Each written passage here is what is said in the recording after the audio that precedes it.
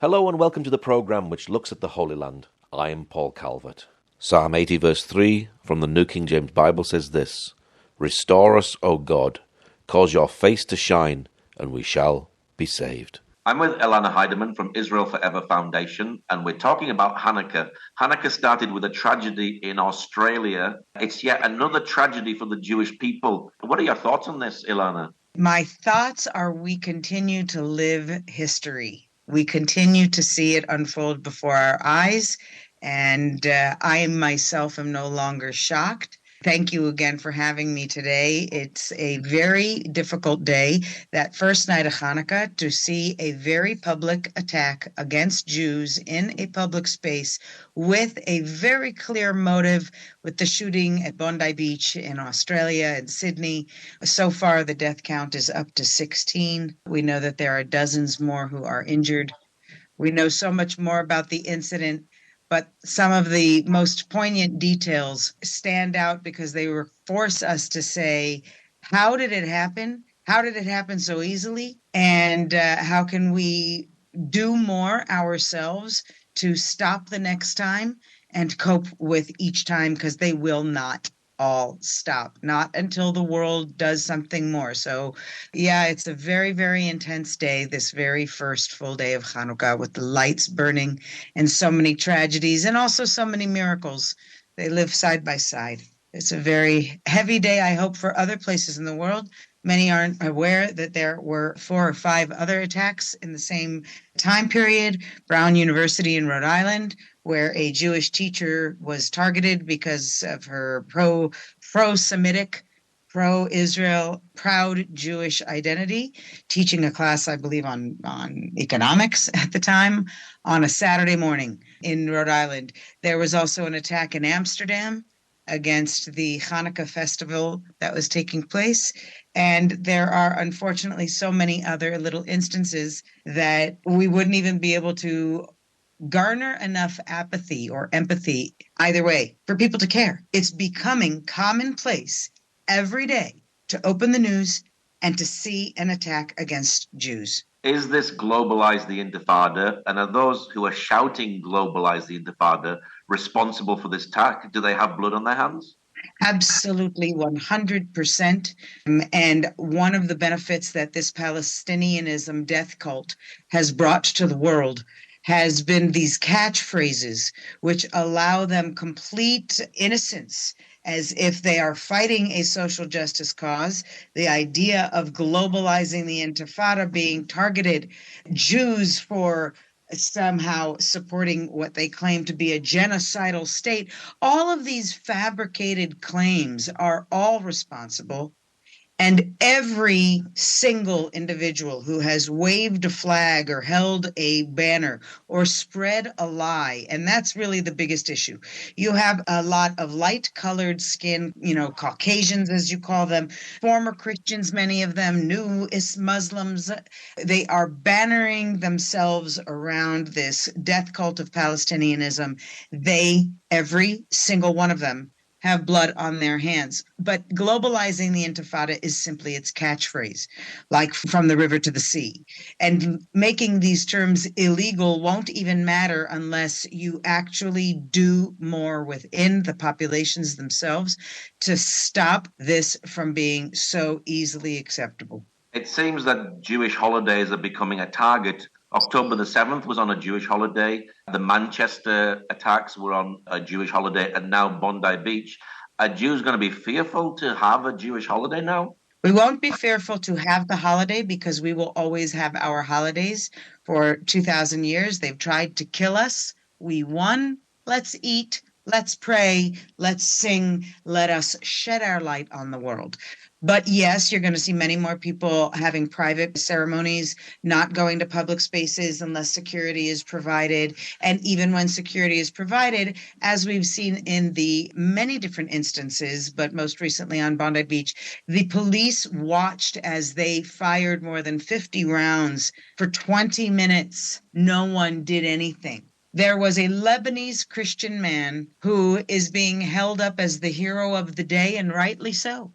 Unfortunately, they believe that because his name is Ahmad al-Ahmad, he must be Muslim. and they're hailing him as a Muslim hero. One of the things we must be very clear about is that they are few and far between, those who are moderate Muslims and who are willing to stand up to the extremism that is dominating the world of all Islam and the Arab world. Ahmad al-Ahmad, for having taken out, notice he did not, if you've seen the video, he did not shoot the terrorists.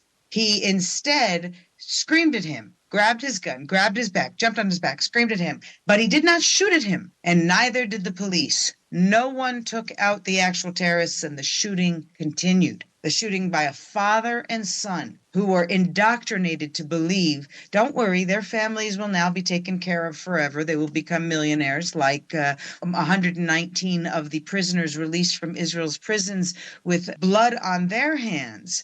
They too walk out millionaires and with PhDs and other degrees, because that is who the Jewish people are. We will go back to singing. We will continue to celebrate our holidays. We will raise our children to understand the significance that we are living history again and again, and the world of humanity is not sufficiently learning enough lessons to be able to change it. Now, this was a father and son who committed this terrible act, and we've seen this also in October the 7th, where the son calls his father, "I've killed Jews," and the father is shouting, "Allah Akbar." What do you think drives this sort of thing, for a father and son to actually go out and kill Jews? There are so many factors that are feeding this continuation. Not only is it from the blood of the home, so you raise your children to believe that this is the devil. They are so dehumanized that they have so dehumanized the Jew that they have made it so that the celebration of every murder is also a part of their ideology, such as the celebrations after 9/11 and the distribution of candies and sweets in the streets after every single terror attack. It doesn't matter that someone's life has been taken from amongst their own because the Jew has been killed. They've been raised from their mother's milk. That's what we used to say, in the old days, in the 1800s, there's a Yiddish phrase, in the anti-Semitism of Europe, it was fed from the mother's milk. And we see that in this world. Again, there's a tough distinction. Is it Arab? Is it Muslim? Is it extremism? Is it Palestinianism? What is its name? And when you can't name the enemy, the danger among you, truly the best name is Hamas, only because it is evil. That's the definition. That's the term from the Bible for evil, one of them. And, and it reminds us that we should know that it's coming. It is said again and again. We know that evil is coming. So I think one of the points of the father and the son is to realize that they saw this as an opportunity. They were probably quite proud of this, as many of the mass murderers, some of them, they're being excused as mentally ill. If you look at the trend in America, well, he was mentally unstable. Well, yes, all terrorists are mentally unstable because their reason for being is the murder of Jews. Yes, it will often happen on Jewish holidays. By the way, that's been something true throughout history, throughout the entire breadth of Jew hatred as it has expressed itself in time.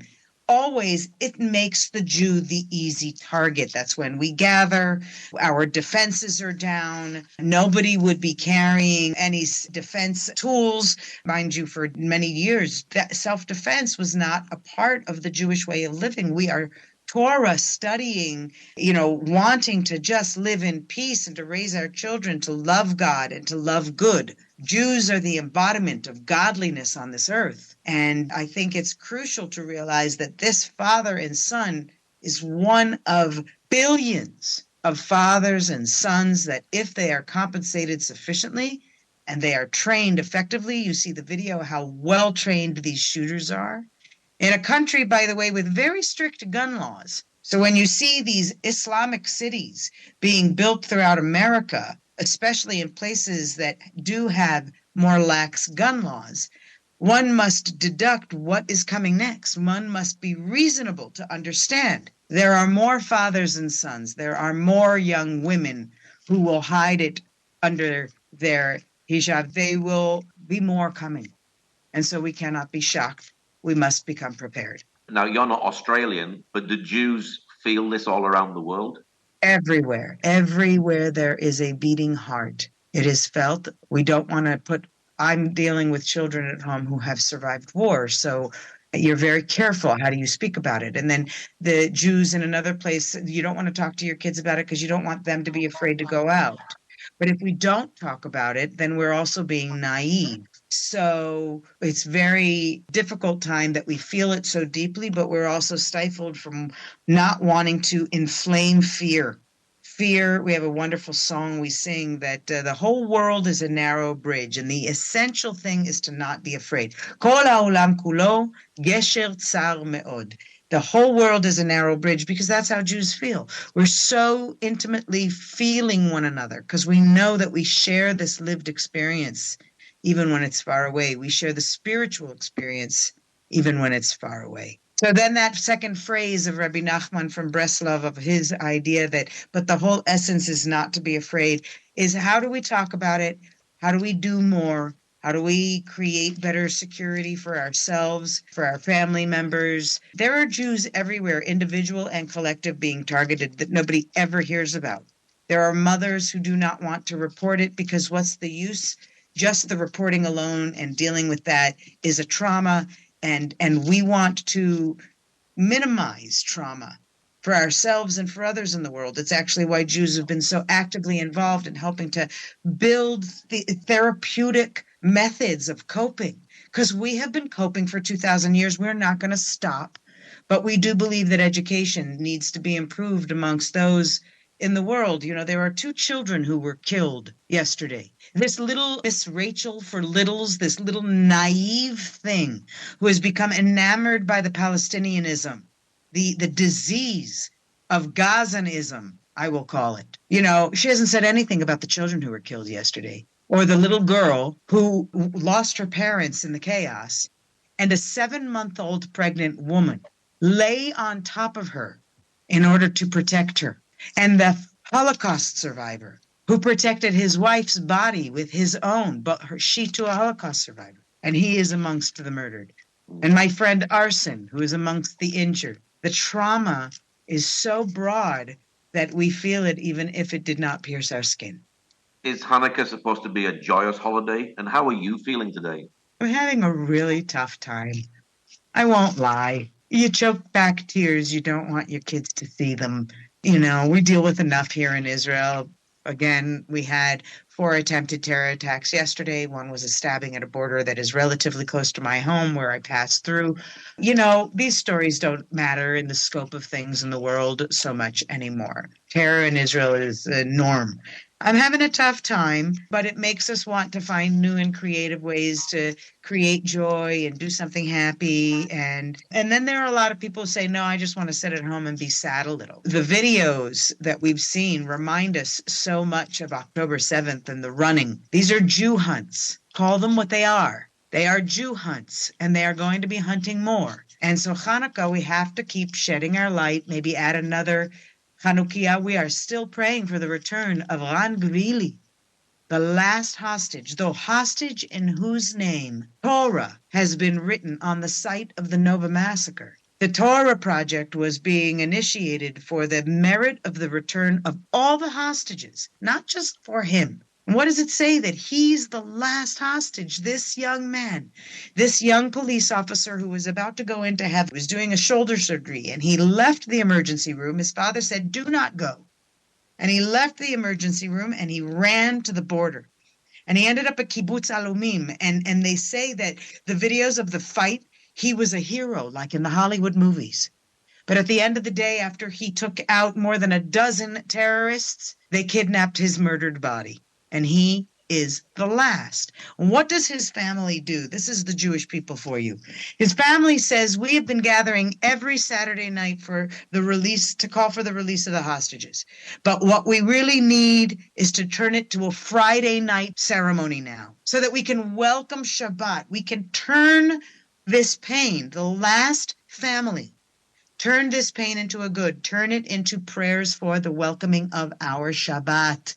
And last week was the very first Shabbat that it took place, these few days ago. Since then, we've had attacks on Jews all over the world.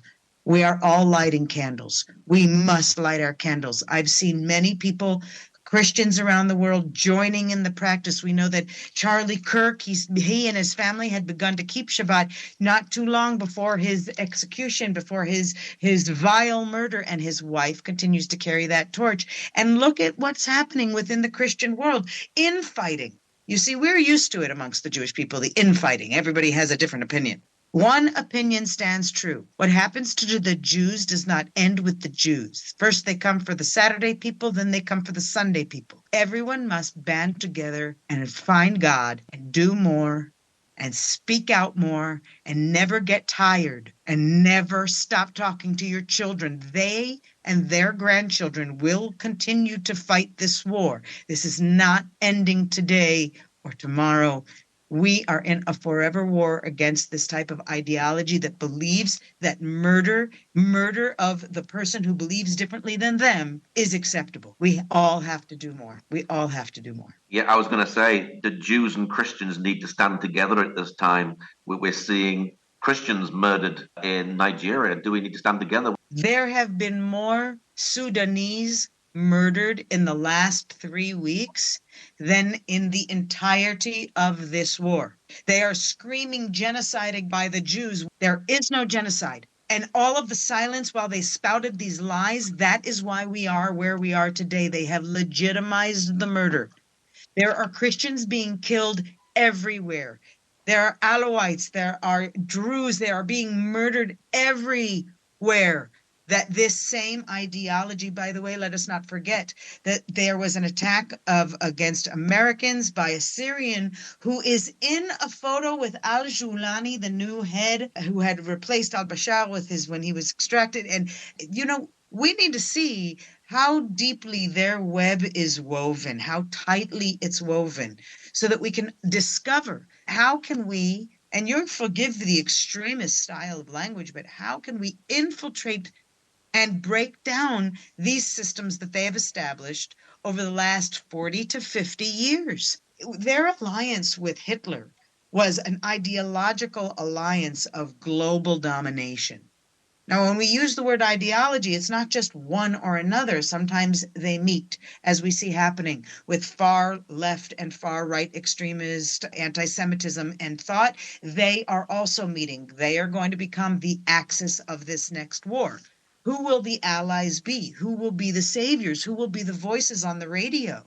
Who will be the righteous among the nations who stand up for Jews so that it doesn't happen to them too? And it will happen, Paul. It will happen because no one is doing enough. As police officers did nothing again and again at every attack in Amsterdam, in Australia, in London, everywhere. Many of these police units have also been infiltrated, the medical units. There's going to be so much and so widespread chaos. No one will know how to track it. No one will know how to stop it at its source. Funding is one avenue. The need to put people behind tracking the funds, because where does it lead to? We already know today, one day later, that the Bondi attack was orchestrated by Iran and had the involvement of both ISIS and Hezbollah.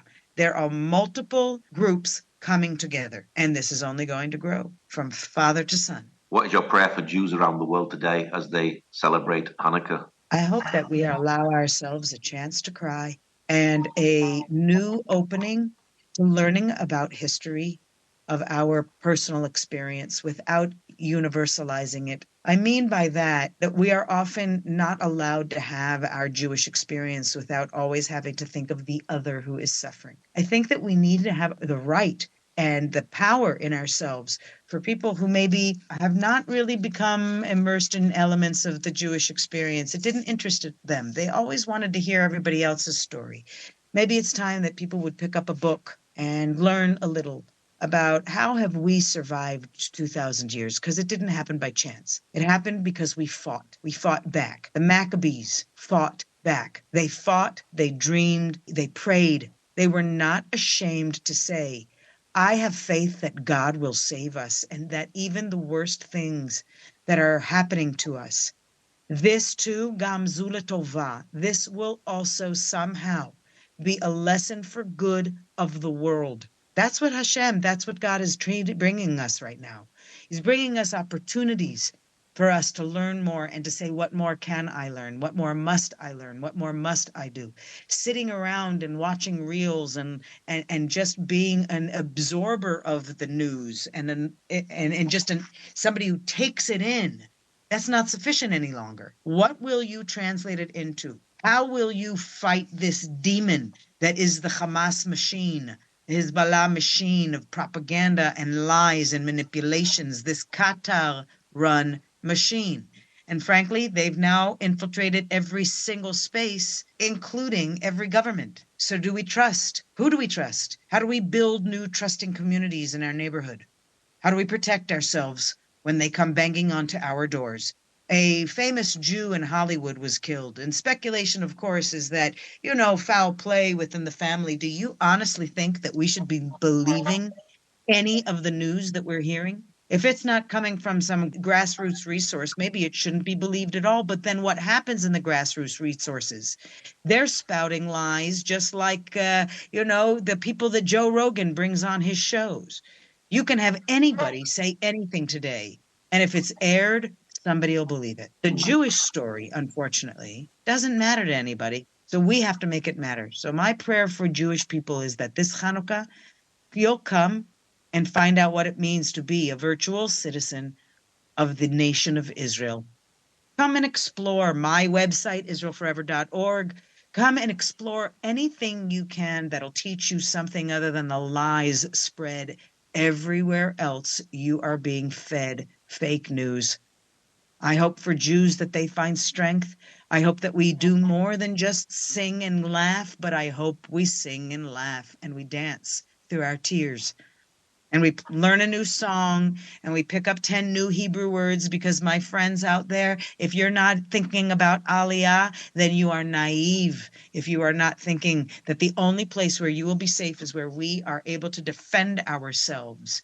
That will not always be true everywhere in the world. And the Christians that you have here, your millions of listeners, your amazing souls who care enough about the homeland and the Holy Land and the holy people to listen, I really hope that you guys work together to start your defense units and learn what godliness and goodliness is about by banding together with your Jewish neighbors. That's all we can do now. Remind us again of your website for people who'd like to know more about the work that you do. IsraelForever.org is the site where you can go and explore all sorts of subjects, activities, crafts, recipes, you name it. We've got lots at your fingertips. Right now, we, of course, struggle, as many nonprofits do, seeking additional funds to be able to keep our wheels turning. And the most important place you can be following us right now is on our social platforms, because we know that's where you are. So come to Israel Forever Foundation on Instagram and elsewhere, and on Facebook, of course, and follow us, because we've got great projects that you can be a part of. They translate your actions there on the ground into mitzvot.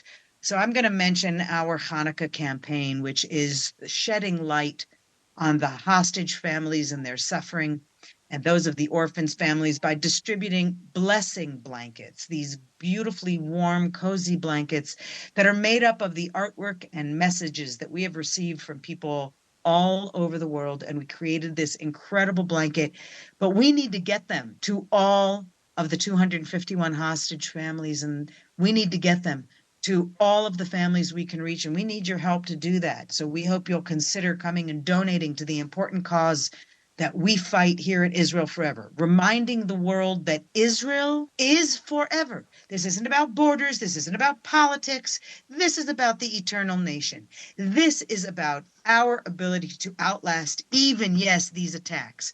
You can join us. You can be part of the blessing. You can give a special message yourself. You can make it possible for us to reach these. And guess what? There are 28,000 injured soldiers, and they deserve a blanket. Their families too, and those who are reservists. So every single one of your giving dollars during this season makes a difference. Are we all fighting anti-Semitism in our own way? Yes. And we also have to fight the toxic impact. You want to send blankets off to the community in Australia? We'll help make it happen. We want to be able to spread love, spread support, spread warmth, because, yeah, it's a tough day today. And unfortunately, I am so confident, and I will not be surprised when another attack happens today, tomorrow, the next day. So stop being surprised and start being active. Give where you can give. Give your energy, your time, your voice, your funds to making a direct impact to stop that toxic impact. We are all blessed and to be in God's image. Let us live that godliness by doing the mitzvot we can do. 2 Chabad rabbis lost their lives on Bondi Beach. The Chabad rabbi in India, by the way, I'm not sure you know, but there were 4 separate attacks in India that were thwarted last night. So we don't know how, we forget to be grateful because the attack is thwarted. Oh, okay, they caught them. And then somebody says, well, we live in a militaristic state. Come on, people. We have to defend ourselves. These attacks were thwarted for one reason and one reason only, and that's Israeli intelligence. So stand with Israel, stand with the Jewish people, find a way to do more. I'm here to help you, me and my baby little organization, Israel Forever. Come and be a part of it. And thank you so much for giving voice to our work every time you bring me on. It is a great appreciation to me. Thank you. Well, Elana, thank you very much for sharing today. I wish you a Merry Christmas, Paul. I really hope that there, where you are, you stay safe. You are a strong one for being surrounded by everything and helping to spread teaching, honesty, and goodness. And your students are really lucky to have you, as are your listeners. Thank you for joining us today. Pray that God will move by his mighty power in the Holy Land and bring his peace.